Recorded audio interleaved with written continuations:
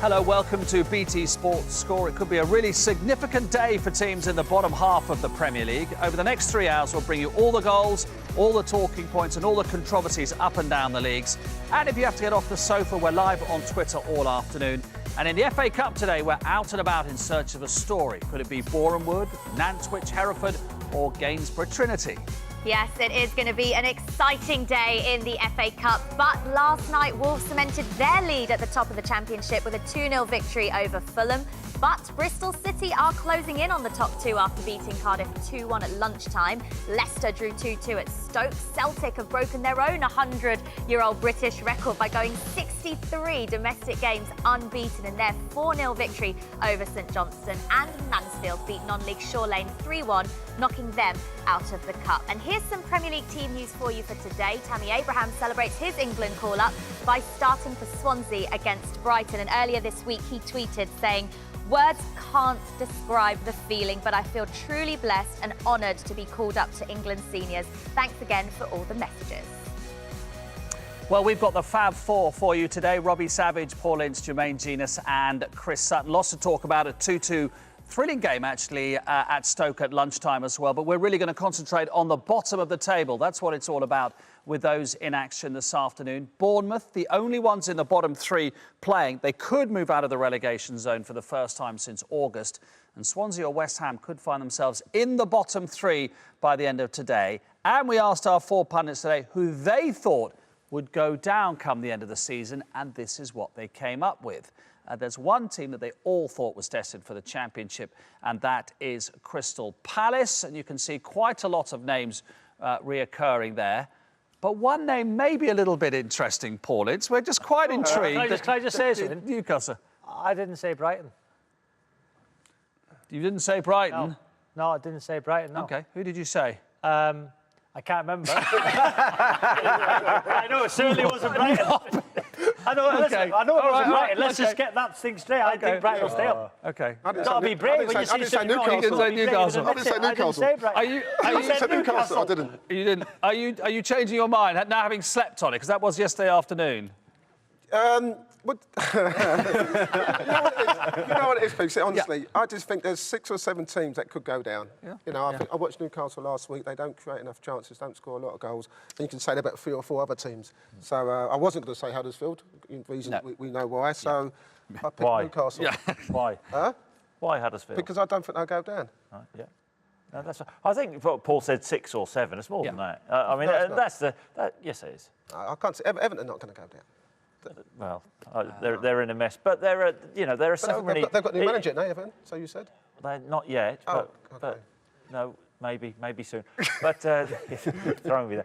But it's so difficult, isn't it, to pick? And Newcastle was ridiculous. I don't know what Paul was thinking, but well, I think. Well, they may do. It may prove to be. They've started the season strongly. May prove to be. I think what's been incredible is the teams who've got promoted. Their starts to the season. Yeah. Huddersfield and Newcastle and Brighton, got good points on the board. So they've all got a chance of staying up. Huddersfield, Bournemouth, Palace is what you said, apparently. Yeah, Huddersfield, Yes, Bournemouth, Palace, yeah. So, when you see something wrong, you just got to put it out there. It was wrong. I'll get hammered for that on social media. Brighton going down. It's like saying Newcastle.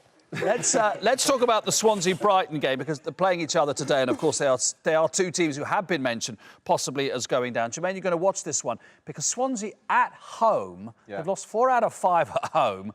They've been really, really average. I mean, and they got the lead at Arsenal last week away, but they lost the game in the end. But are you worried about them because of their approach, the way they're going about things? I am worried about them, yeah. They don't seem to be scoring goals freely. This is the exact type of game as well that seems to catch them out. The games where they have to win, where they're expected to be at home, they have to open up a little bit and they're expected to win. I think the games where they can close up, try and play defensively, even though I still don't think they're good enough to do that right now, they seem to be able to give themselves a chance. But yeah, this is a tricky one because Chris Hughton and his side, they've got a way of playing, and he won't change that. He's very much, I'm going to make life difficult for you, break us down, and we'll catch on the counter. Interesting you were saying, because they are shot shy, which is not an easy thing to say, by the way.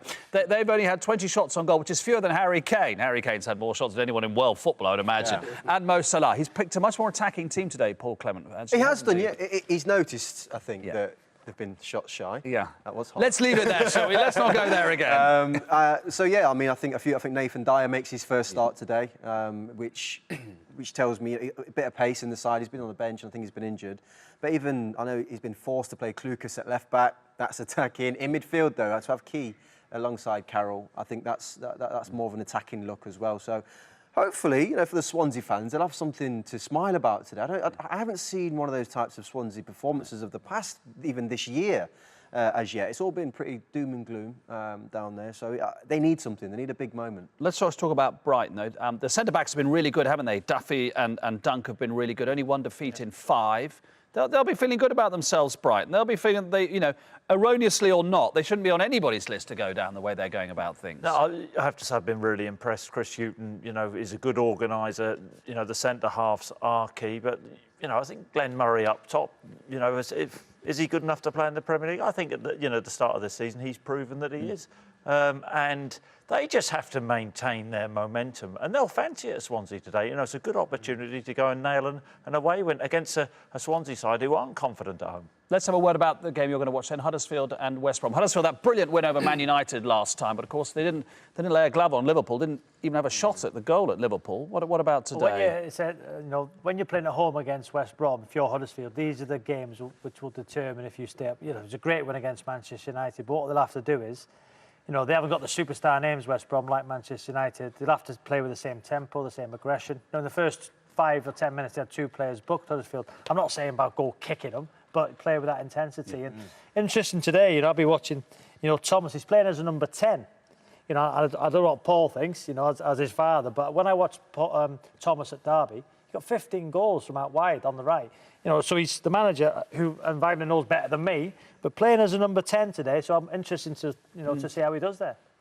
You think he's better out wide, do you? Listen, I just feel that, as Robbie said, you know, he scored 15 goals last from Derby, playing from right, coming inside, you know, and that's his position that he's used to. Listen, at the end of the day, he's in the Premiership. He's just got to be lucky that he's playing week in and week out. But I agree with It's Robbie. just my opinion. You two didn't speak before the show about this, and then you fed that. I said to Paul. You know, as I said, we talked about before about the journey that he's got to get to where he is now. And he's just got to be thankful that he's playing. So he's better out wide. Yeah. Well, let's see how he gets on today then. Team news, kickoffs coming up around the country next.